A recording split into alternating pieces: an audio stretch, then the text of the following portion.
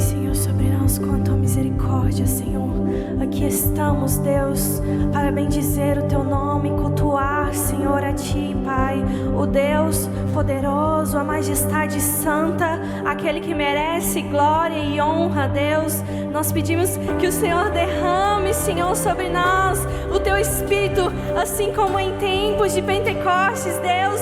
Nós queremos viver o extraordinário do Senhor, nós queremos viver o que nunca vivemos antes, por isso estamos aqui, buscamos a tua face, buscamos e rendemos graças a ti, Deus.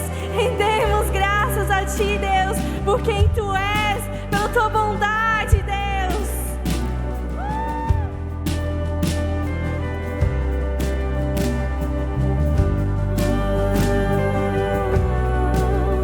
Nós estamos aqui tão sedentos de ti. Vem, ó Deus, vem, ó Deus, enche este lugar. Meu desejo é sentir teu poder, teu poder. Então vem incendiar meu coração, é o teu altar. Quero ouvir o som do céu, tua glória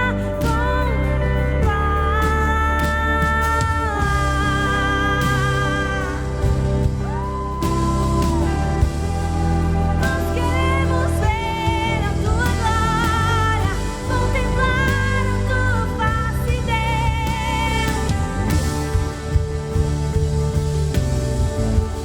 Nós estamos aqui tão sedentos de ti. Vem, ó Deus, enche este lugar. Meu desejo é sentir teu poder, teu poder. Então vem incendiar meu coração, é o teu altar. Quero ouvir o som do céu, tua glória contemplar. Então vem Incendiar meu coração, é o teu altar. Quero ouvir o som do céu, tua glória contemplar. Nós queremos contemplar.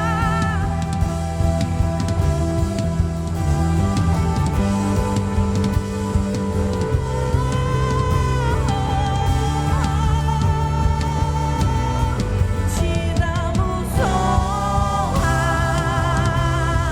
te damos glória. Teu é o poder,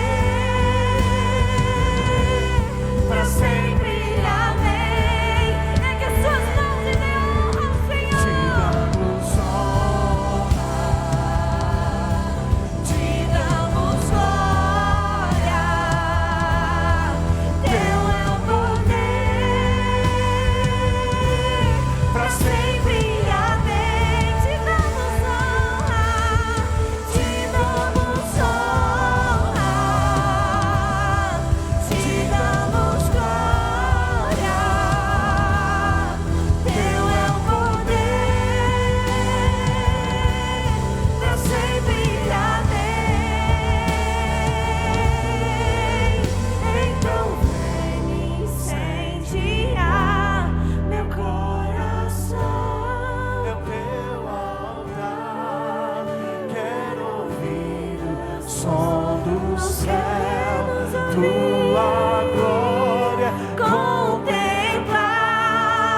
Então vem incendiar meu coração, teu altar. quero ouvir o som do céu, tua glória contemplar. Nós te damos honra, te damos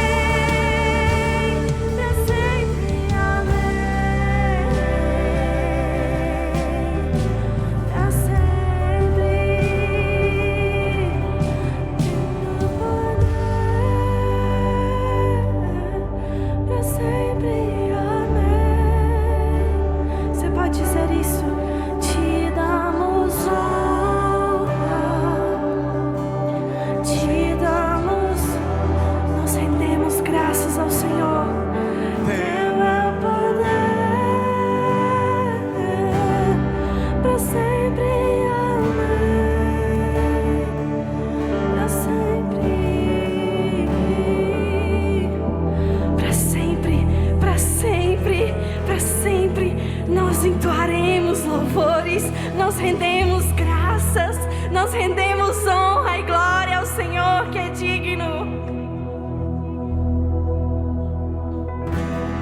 Precioso Jesus, aos seus pés aqui estou. Que eu poderia te oferecer por tudo que tu és, tudo que tenho eu derramo aos seus pés. Não importa o quanto custou, Jesus, seu valor é maior.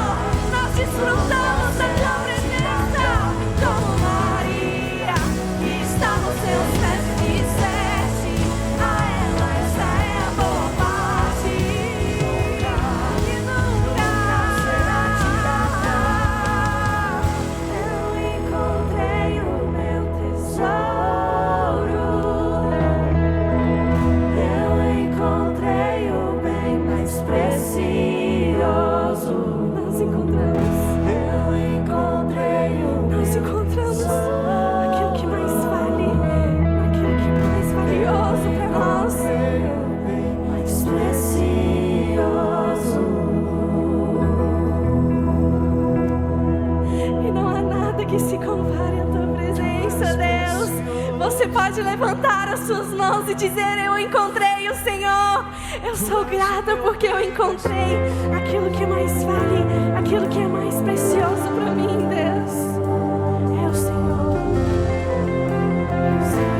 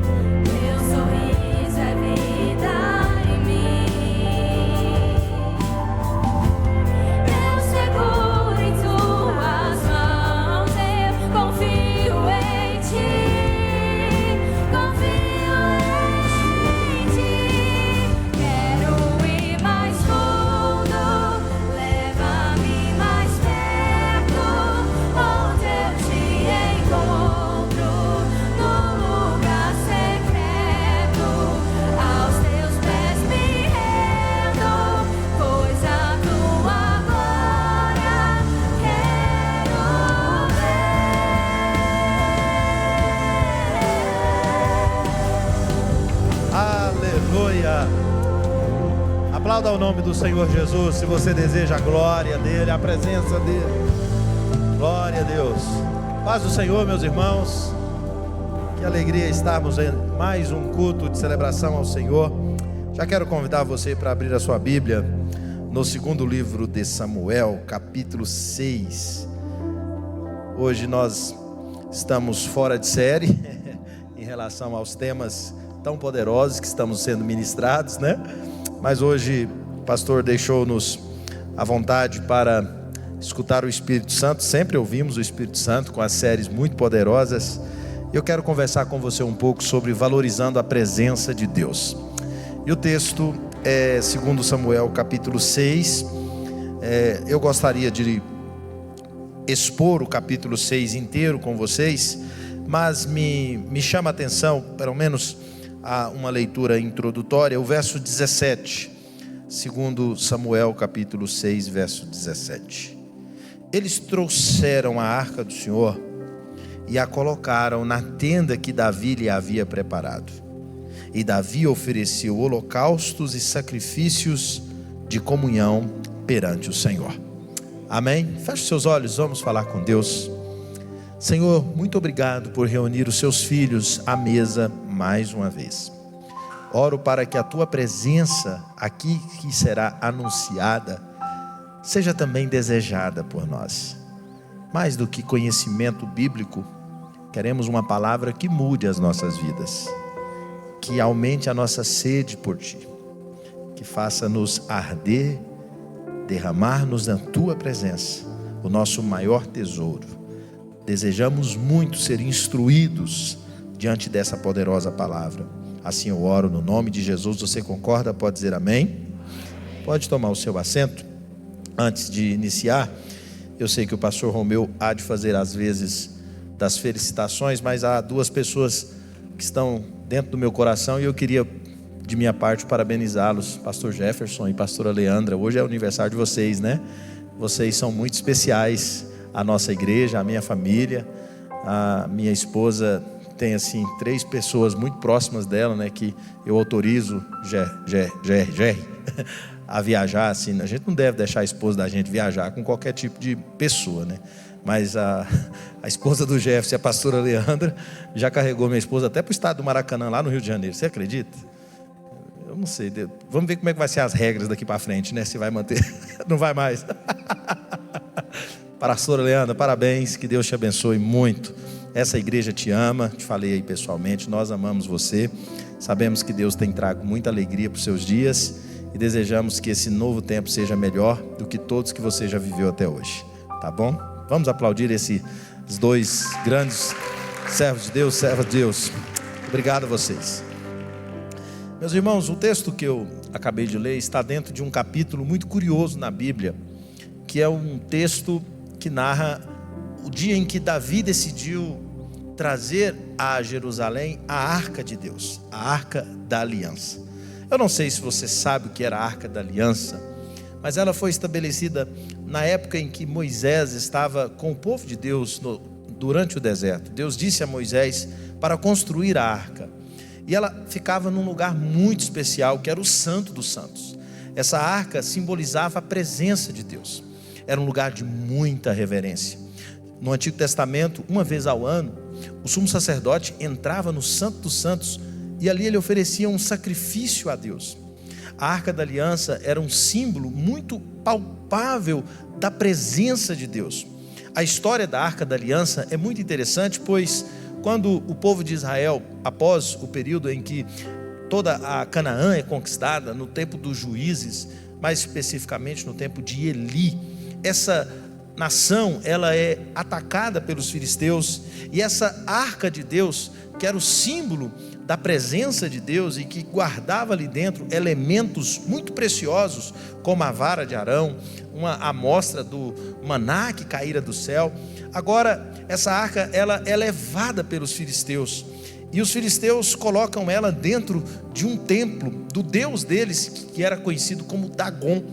No dia seguinte, aquele Deus, ele estava, que era representado por uma estátua, estava caído de frente para a arca de Deus.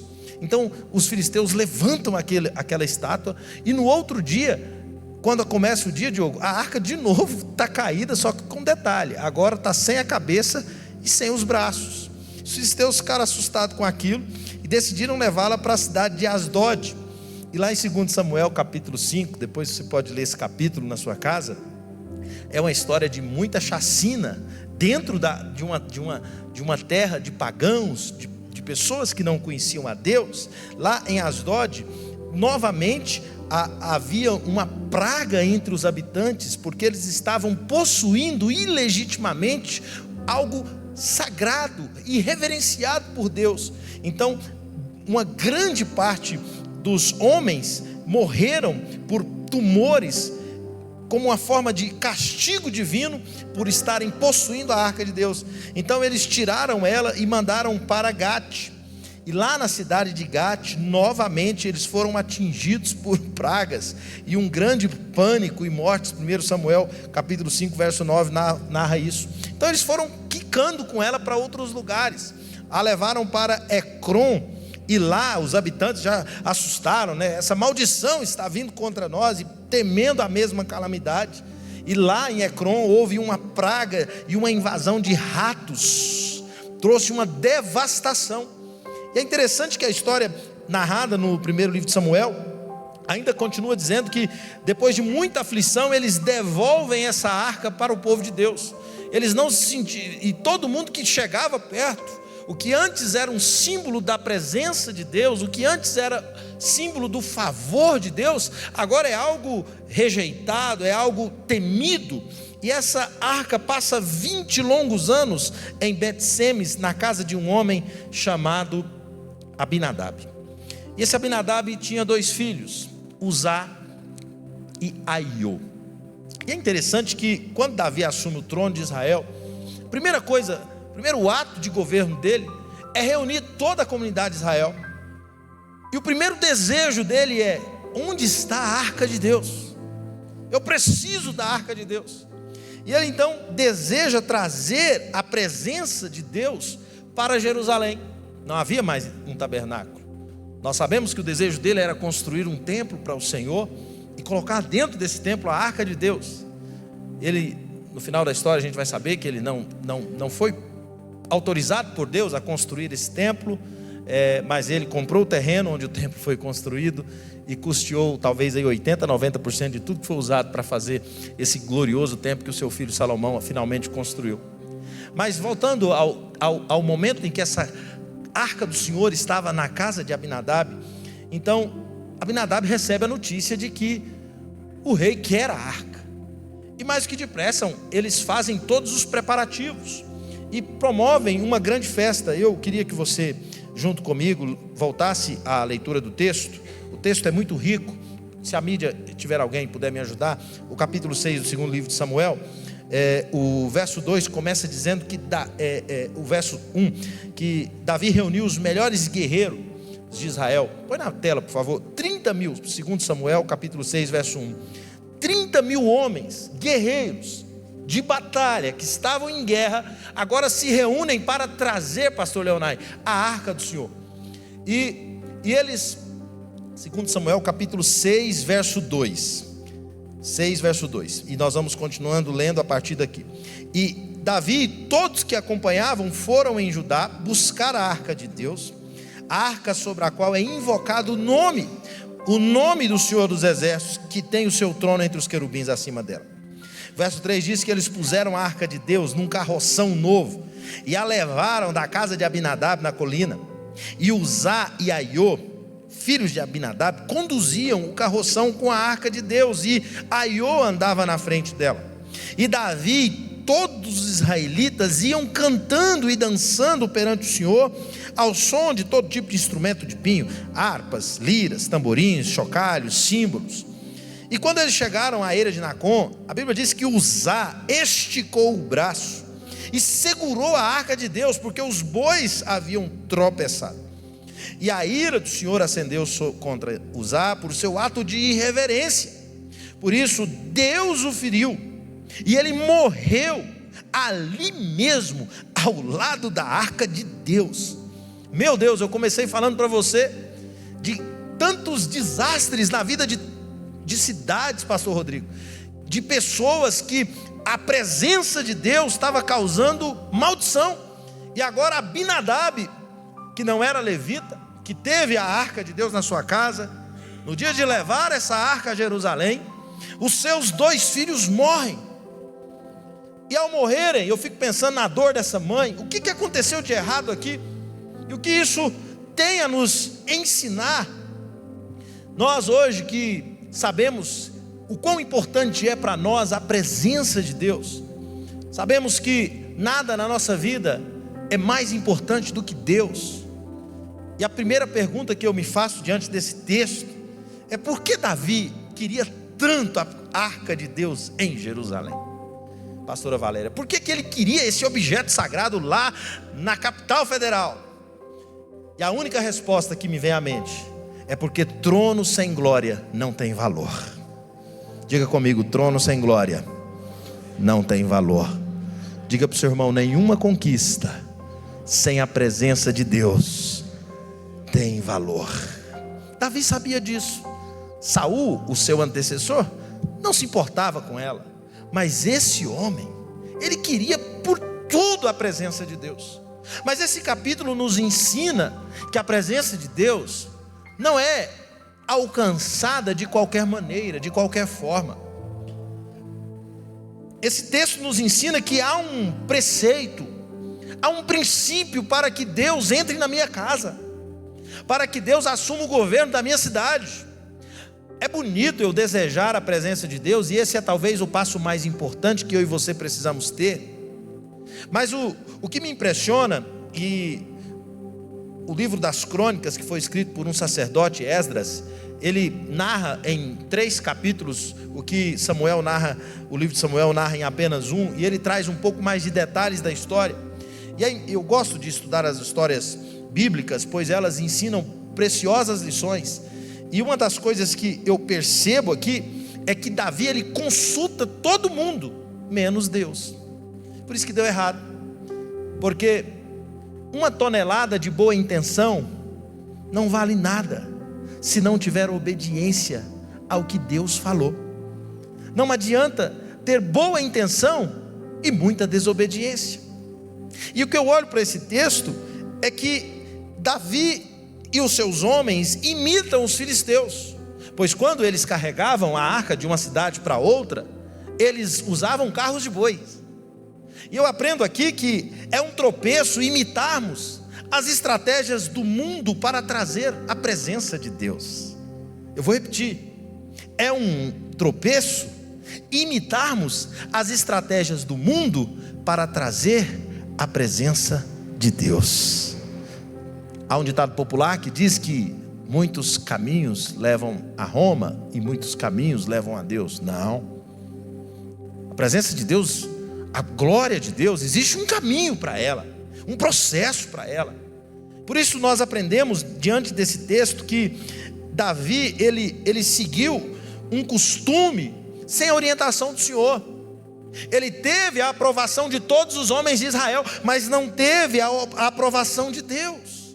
Se você visitar Números 1:51, você vai ver lá em Números, lá atrás, quando Deus estabeleceu a arca, Deus disse que Arão e seus filhos eram quem deveriam carregar essa arca.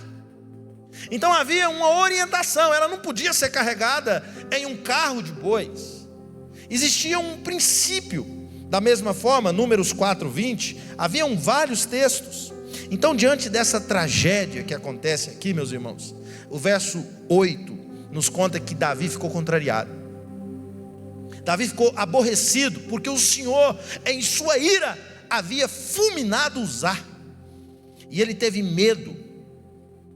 E sabe, irmãos, há momentos que coisas ruins acontecem conosco, que a gente fica revoltado com Deus, a gente fica indignado com Deus, porque a gente está fazendo a coisa certa, da forma certa, do jeito que a gente acha que é certo, e dá tudo errado. Mas é interessante que o versículo 9 mostra-nos uma das orações mais poderosas. Como eu vou conseguir levar a arca do Senhor? Ele não desiste diante do seu desejo, ele questiona: como eu vou conseguir? Qual o jeito, qual a forma, qual a maneira eu consigo trazer?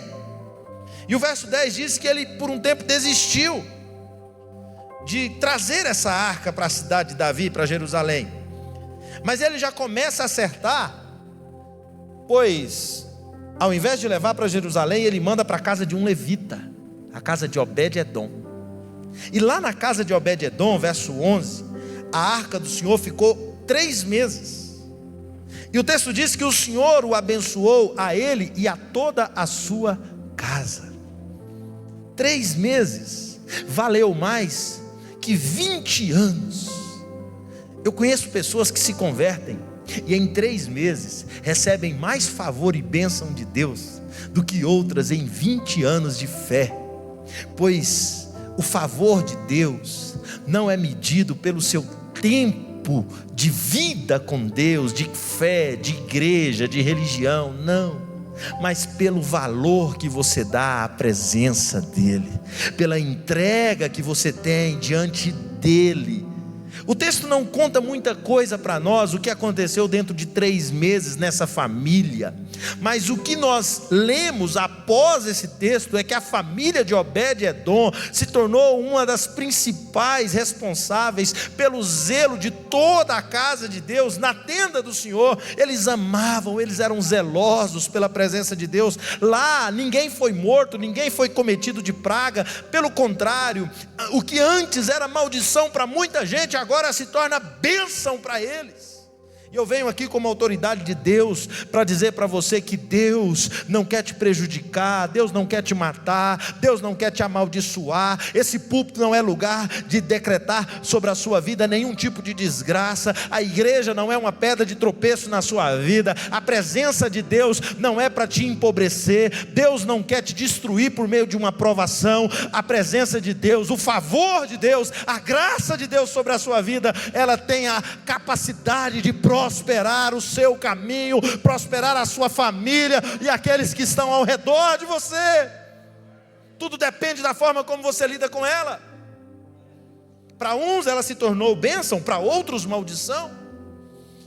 E essa é uma história que acontece não apenas aqui nesse capítulo 6, mas em toda a Bíblia. Nós temos homens como Ananias e Safira que morrem diante da presença de Deus.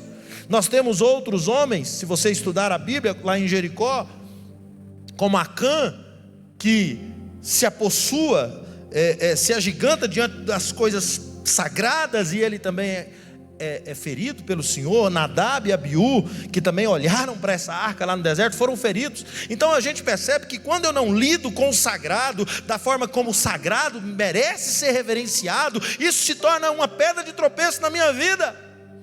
Quantas pessoas foram amaldiçoadas, pois não respeitaram as coisas sagradas de Deus, pois não cuidaram de se santificar, não se prepararam para o Senhor. Então eu termino aqui, avançando para o final, perguntando a você: como você lida com o sagrado? Qual reverência você tem com a presença dEle, com a glória de Deus? Você a deseja? Ela passa imperceptível na sua vida?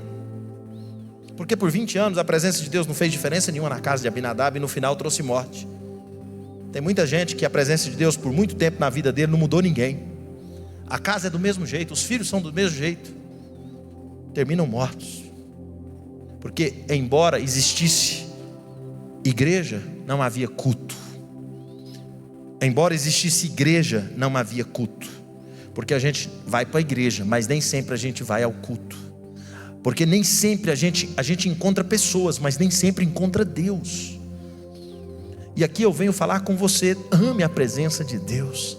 Faça desse ambiente um ambiente mais sagrado. Guarda os seus pés quando entrares na presença de Deus. Um dia Moisés estava diante da presença de Deus, uma sarça ardia. Deus disse: tira as sandálias dos seus pés, pois o lugar que você pisa é santo. Meu irmão, eu queria te perguntar: você é casa de Obed-Edom ou é casa de Abinadab? Na sua casa a presença de Deus faz a diferença? Ela afeta os seus negócios? Ela muda o rumo da sua vida? Ela é desejada? Ela é reverenciada? Ou a presença de Deus na sua casa é apenas um amuleto? É apenas uma memória do que se foi? A Bíblia tem até páginas amarelas. Os textos estão inseridos apenas nas folhas. Não há palavra nos seus lábios. Não há textos memorizados em sua mente. Não há textos amados em seu coração. Como você lida com a presença de Deus? Como você lida com as coisas mais sagradas do Senhor? Então essa união de entusiasmos, ela não compensa a obediência. Não há como nós esperarmos bênção de Deus agindo de forma contrária ao que Ele estabeleceu para nós. Moody dizia: a obediência é a chave que abre todas as portas. Pode te faltar muita coisa na vida. Talvez te falte uma vida de oração poderosa. Não é bom que te falte uma vida de oração, mas se te faltar, que a obediência te salve. Pode te faltar uma fé operosa, mas que a obediência te salve. Pois a obediência, ela vai à frente e é o maior ato de adoração. Então nós encontramos no verso 12 as notícias chegando a Davi de que o Senhor estava abençoando a família de Obed-Edom e tudo que ele possuía. E eu amo essa expressão por causa, diga comigo, por causa da arca de Deus. Por causa da arca de Deus, tudo que eles faziam era abençoado. Verso 12. Então Davi, com grande festa, foi à casa de Obed-edom. Ele desengaveta aquele sonho e ele quer de volta. E ele vai lá buscar essa arca de volta, para trazer com alegria a Jerusalém. E qual é a diferença da primeira tentativa para esta segunda tentativa? O que muda? O que deu errado e que agora dá certo? O que eles fizeram e agora eles não fazem mais? O que eles não fizeram e agora eles fazem? O texto nos diz. Aliás, o texto nos inspira, nos ensina. Volte comigo, por favor, para o versículo 13. Quando os que carregavam a arca do Senhor davam 6 passos, Davi sacrificava um boi e um novilho gordo. A primeira coisa que eu percebo de diferente aqui é que antes Davi ia na frente fazendo festa e todo mundo, e a arca ia atrás no carro de boi. Agora muda a ordem. Agora a arca vai na frente, pois é a presença de Deus que vai em primeiro lugar nas nossas vidas, e Davi vai atrás. Antes não havia sacrifícios nenhum. Agora 1, 2, 3, 4, 5, 6, para tudo.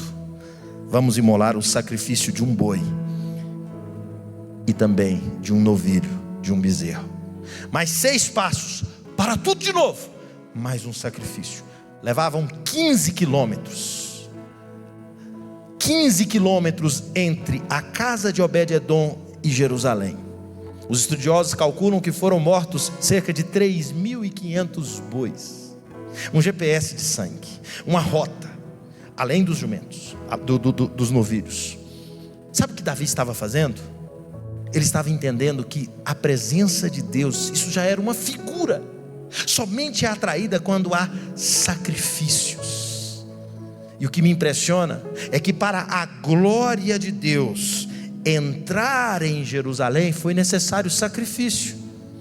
Mas para a glória de Deus um dia sair de Jerusalém, sair pelas ruas de Jerusalém, sangrando, desde a fortaleza de Antônia, após ele ser humilhado e chicoteado. Me refiro a Cristo, saindo com a cruz, derramando sangue pelas ruas de Jerusalém. Agora o sangue é levado para fora, pois para que a glória entrasse em Jerusalém, Davi sacrificou 3.500 bois. Mas para que essa glória saísse de Jerusalém e alcançasse o mundo, alcançasse a sua casa, a sua família, Cristo foi pendurado no madeiro. E uma vez que ele foi pendurado na cruz, não há necessário mais nenhum sacrifício, pois o sacrifício perfeito foi imolado na cruz. É por isso que ele é Emanuel, Deus conosco, porque Cristo morreu. Você tem acesso livre à presença de Deus. É por isso que o escritor aos Hebreus vai dizer: agora pois entremos com ousadia ao trono da graça, pelo caminho que nos foi aberto pelo sangue de Jesus. Ah, meu irmão, você tem motivos de sobra para levantar a sua mão e agradecer ao Senhor, porque a presença dele pode ser acessada agora mesmo. Onde você está, você pode senti-lo. Na sua casa, onde for, por Cristo Jesus, você tem acesso a Deus e a toda a riqueza que a presença dele traz. Alguém pode dizer amém sobre isso? Oh, aleluia, eu me empolgo com isso. Você deveria se empolgar também. O sacrifício foi derramado, e é um símbolo que eu não entro na presença de Deus sem sacrificar algo. Eu não posso viver na presença de Deus sem entregar algo para Deus. O que Davi faz de diferente? Antes ele ia à frente, agora a glória vai à frente. Antes não tinha sacrifício, agora tem sacrifício. Quanto sacrifício seu há no altar de Deus? Qual é a memória de Deus sobre os seus sacrifícios? Davi escreve um salmo, que é o Salmo 20. Eu li esse salmo, eu me lembro, numa vigília, Eu tinha 15 anos de idade. O Senhor te ouça no dia da angústia, o nome do Deus de Jacó te proteja. Envie-te socorro desde Sião e lembre-se de todos os seus sacrifícios. Naquele dia, pastor Rodrigo, eu fiz uma pergunta para mim: quais sacrifícios eu entreguei à memória de Deus para que Ele se lembre deles? Quais são os meus sacrifícios entregues no trono da graça, dos quais Deus pode se lembrar? Eu queria que você perguntasse isso para o seu irmão. Quais são os seus sacrifícios que Deus pode se lembrar? Você tem memória deles? Você os identifica na sua vida? Sacrifícios de louvor, sacrifícios de jejum, de oração, sacrifícios de dons, de talento, de bens, de honra, de ouro, prata. O que você entregou para Deus? Davi, o tempo todo que ele está adorando, que ele está desejando Deus, ele está entregando algo para Deus, porque a presença de Deus é atraída com adoração. Alguém está entendendo o que Deus está falando aqui? Você precisa entregar-se em sacrifício a Deus, pois é na adoração que Deus comunica a sua presença para nós. O texto ainda diz que Davi, no verso 14, ele veste um colete sacerdotal de linho, e ele vai dançando. Diga comigo, dançando. Põe o verso 14. Com todas as suas forças. Diga, todas as suas forças perante o Senhor. Que coisa mais linda. Verso 14. Sabe, irmãos, enquanto eles levavam, verso 15, a arca ao som de gritos de alegria e trombeta. Davi, ele está em festa, porque na presença de Deus eu preciso celebrar, eu preciso ter festa. A minha alma pode estar angustiada por um problema, mas o meu espírito está em adoração. O que este homem está dizendo aqui é que com todas as suas forças ele está com júbilo e ao som de trombetas. Depois você põe na NVI. Não sei quem está na mídia aí, Edson. Pede para pôr na NVI, por favor, se estiver fácil. Estou acompanhando com ela. Verso 14 e 15. Pode pôr o 14 e depois o 15, para os irmãos verem. Eu queria te perguntar: você põe toda a sua força na sua adoração? Você empurra a pressão? Você entrega o seu melhor? Quando você vai bendizer ao Rei eterno, imortal, invisível, mais real, a Ele, aquele que é digno de honra, glória e louvor, você empenha todas as suas faculdades mentais, você reúne todos os seus exércitos interiores e você entrega tudo para Deus. Porque a adoração não é apenas o balbuciar dos nossos lábios, o levantar das nossas mãos. O que eu aprendo com esse homem é que tudo que tem fôlego deve louvar ao Senhor, pois diante da presença dele nós nos derretemos, pois diante da presença dele a terra treme, os montes se abalam, pois diante da presença dele até a tristeza salta de alegria. Quantos homens deram toda a sua força diante da presença do Senhor? Você deve se lembrar de Paulo em Filipos. Ele passando a Macedônia para evangelizar os gentios, após expulsar o demônio de uma mulher, o apóstolo Paulo é preso, despido em praça pública, açoitado em praça pública ao lado do seu companheiro de pregação, Silas, e eles são levados para um cárcere, e depois sangrando, com as mãos e os pés amarrados, fazendo tudo que era correto. A Bíblia diz que eles cantavam ao Senhor. O corpo estava preso, a alma gemia, mas o espírito adorava. E essa adoração chegou aos céus, que respondeu com terremoto tão forte que as prisões se abriram, as algemas se quebraram, e eles e todos os demais presos foram libertos da prisão. Você não tem noção do poder de um louvor com todas as suas forças. Eu não sei o que você está vivendo na sua vida, mas eu convido você a entregar um pouco mais de você a Ele, pois quando você entrega pouco de você, Ele entrega pouco dele. Quando você entrega muito de você, Ele entrega muito dele para a sua vida. Aleluia, glória a Deus. Smith Wigglesworth, um grande pastor americano, o homem que o dia que sua esposa morreu, ele orava 8 horas por dia. Ele colocou ela nos braços. O câncer tinha tirado a sua esposa. Com lágrimas ele olhou para cima e disse: Senhor, minha mulher acabou de morrer, por favor, tenha bondade de me devolver, eu não estou pronto para perdê-la. Ela voltou à vida em seus braços. Era um homem que adorava. É dele a frase: pouco de mim, pouco de Deus. Nada de mim, nada de Deus. Tudo de mim, tudo de Deus. Tudo que eu entrego precisa ser tudo para Deus. Que essa palavra leve você hoje a refletir o tamanho da sua entrega, da sua sede, do seu desejo, o quanto você o quer de verdade. Eles viam os servos, escutando barulhos das águas, e os servos roncavam e gemiam. E ele escreve o Salmo 42: assim como a corça brama pela corrente das águas, assim a minha alma suspira por ti, ó Deus. Eu volto e termino aqui no versículo 17. Eles trouxeram a arca do Senhor e colocaram na tenda que Davi havia preparado. Diga comigo: havia preparado. Isso que mexe comigo. Ele não conseguiu levar, mas ele preparou. Na sua vida é preciso que Deus tenha uma tenda para que a glória dele seja hospedada. Matthew Henry dizia: onde tivermos uma tenda, é preciso que Deus tenha um altar. Então ele prepara esse lugar, e eles colocam ali, e Davi faz uma ceia. Ele oferece de novo mais holocaustos e mais sacrifícios, e ele abençoa o povo. Diga comigo: ele abençoou o povo. Verso 18, diga: abençoou o povo. Diga forte: abençoou o povo. Porque quando a presença de Deus está na sua vida, você é um abençoador. Porque a bênção corre atrás de você. Lá no Salmo 23 ele diz: pois bondade e misericórdia me seguirão.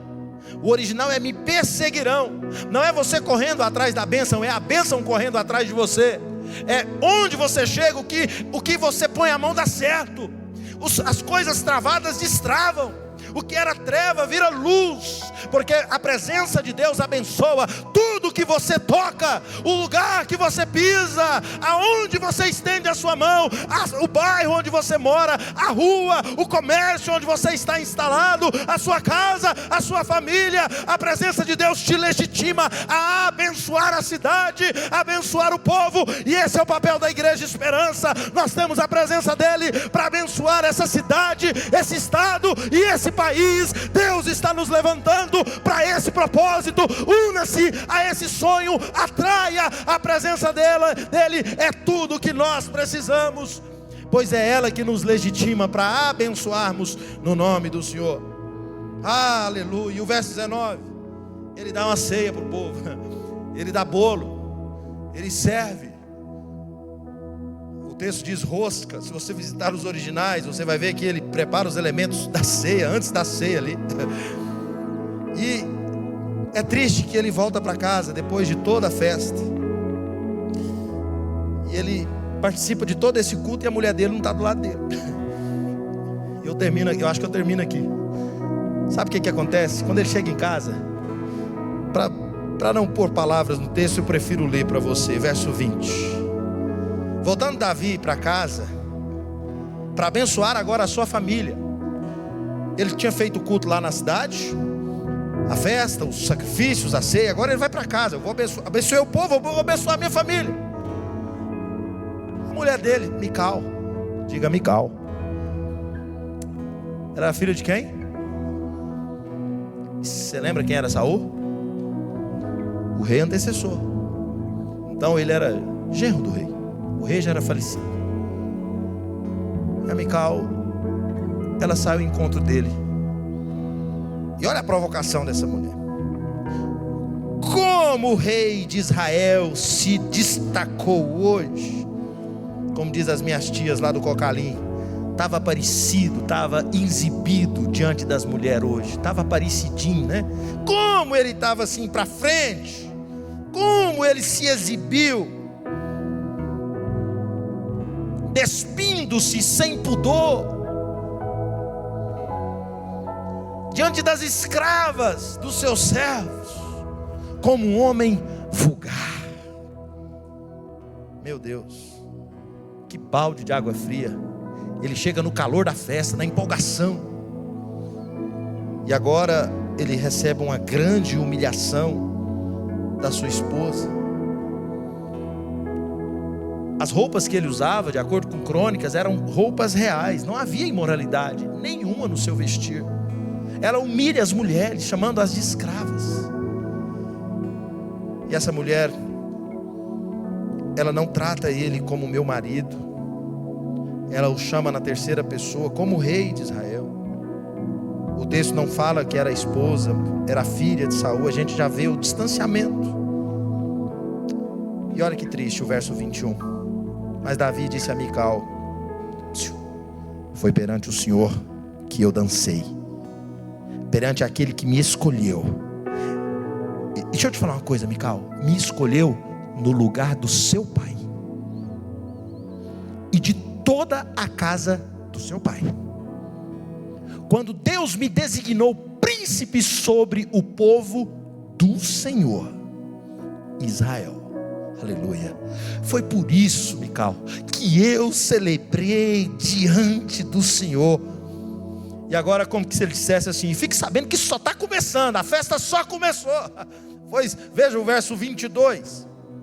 E agora eu me rebaixarei ainda mais, e vou me humilhar ainda mais aos meus próprios olhos.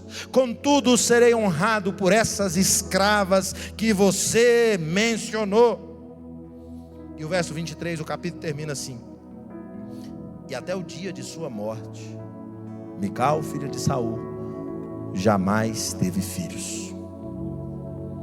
Diga comigo: esterilidade. E foi providencial, porque se essa mulher tivesse filhos, ia virar uma bagunça, porque a genealogia de Saul seria restituída, e Deus não tinha esse plano. Mas o que eu gostaria de finalizar aqui é que nenhum de nós foi constituído por Deus juiz da adoração dos nossos irmãos. Essa mulher perdeu a festa, pois ficou no lugar de criticar, de comentar, de falar, de narrar o jogo ao invés de fazer parte do jogo. Ela preferiu ficar na janela, na plateia, ao invés de descer e fazer parte do espetáculo. Quantas pessoas estão assim hoje, assistindo pela janela o que Deus está fazendo e só comentando de longe, uns bem, outros maus, mas para eles só resta a esterilidade. Eu não quero ser julgador de nenhuma obra que Deus está fazendo. Não serão os meus lábios que vão criticar nenhum servo ou serva de Deus, pelo modo como ele adora, pelo modo como ele serve, pelo modo como ele vive. Cabe a mim perguntar aos céus: o que o Senhor está fazendo? Pois eu quero fazer parte. Cabe a nós perguntarmos a Deus: onde o Senhor está com a sua mão? Pois é lá que eu quero estar. Fique em pé no seu lugar. Quem é você nessa história? Quem é você durante toda essa narrativa?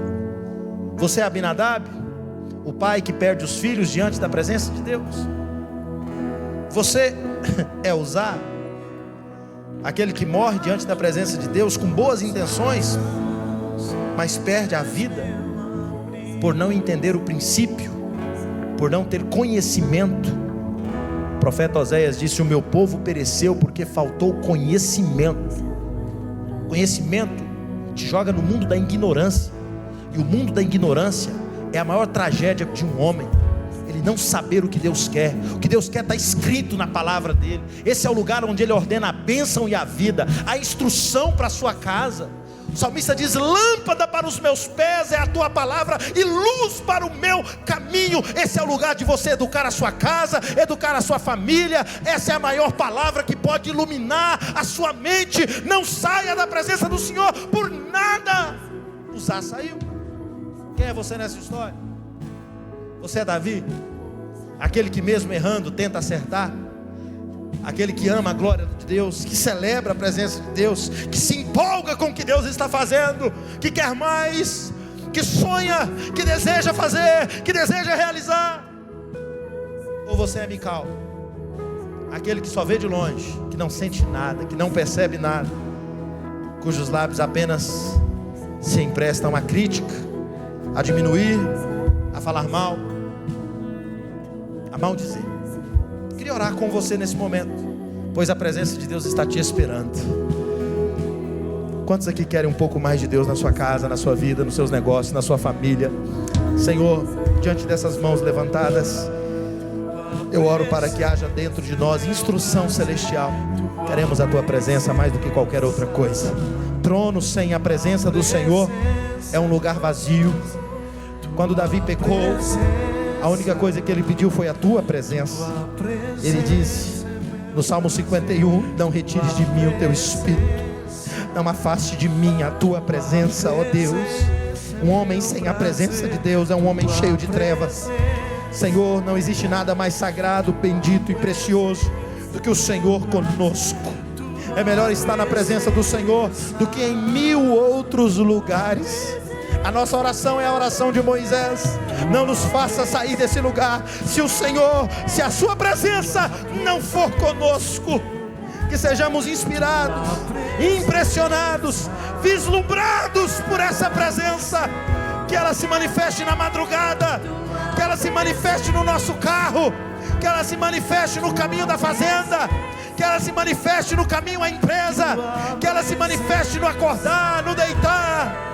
Pois por enquanto temos lampejos dessa presença, mas em breve o veremos como o Senhor é. Em breve cearemos contigo, em breve o teremos e viveremos juntos para sempre. Faça isso hoje, onde houver um coração aberto, Pai. Enche-nos de Ti, enche-nos da Sua glória, em nome de Jesus. Amém. Meu prazer, tua presença.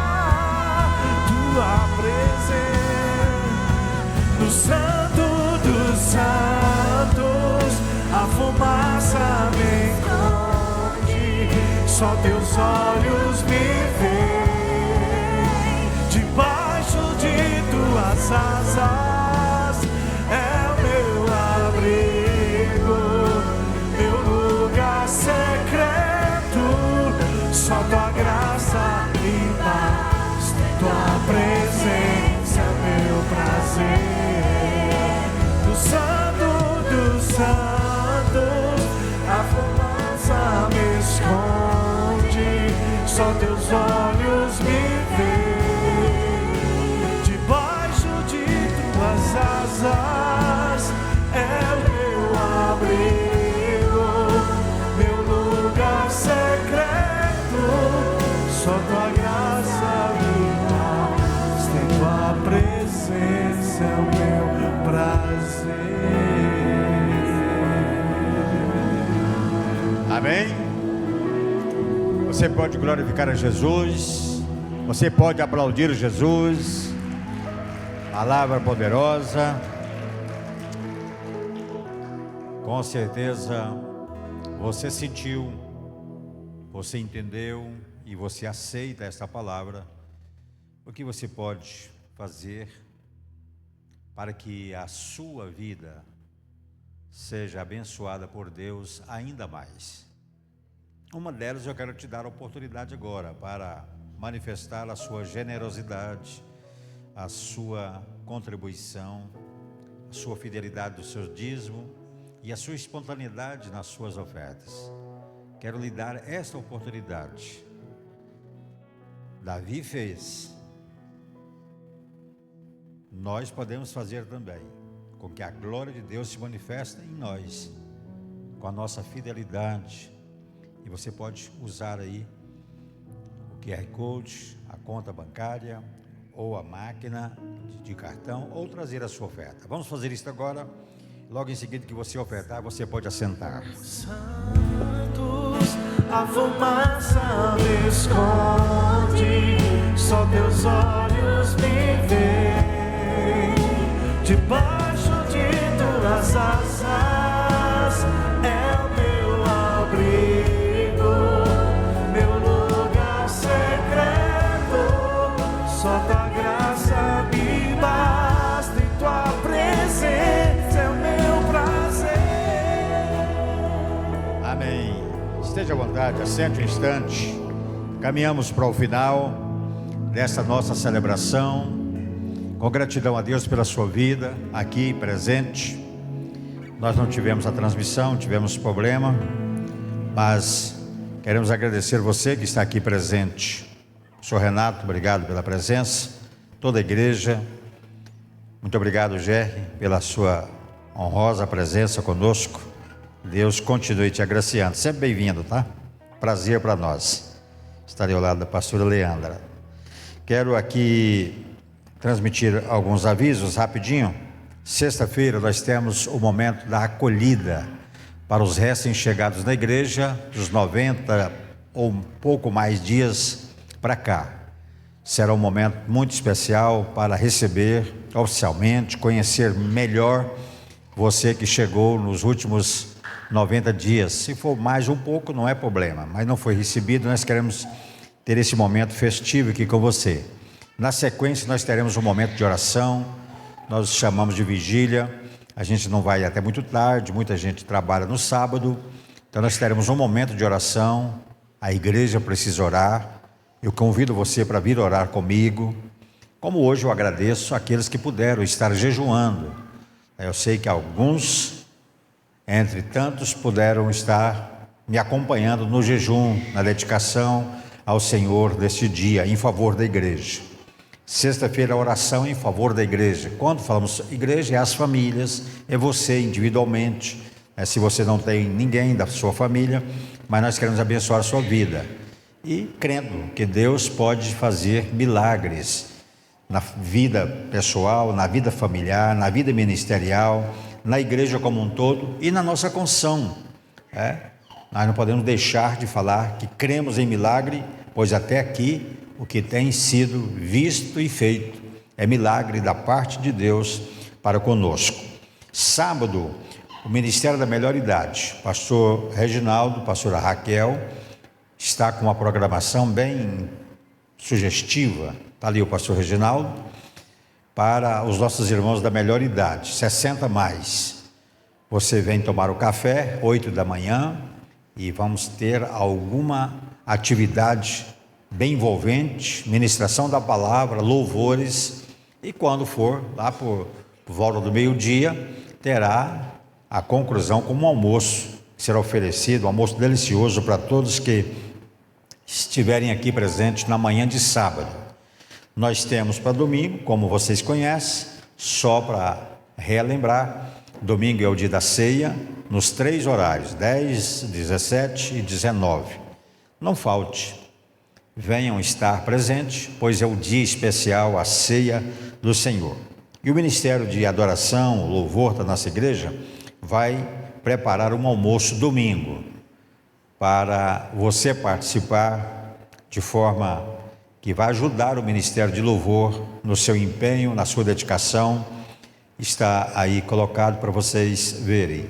Tem opção, tá? Para quem gosta da galinhada com tutu de feijão e salada, ou não, somente galinhada. É opcional, né?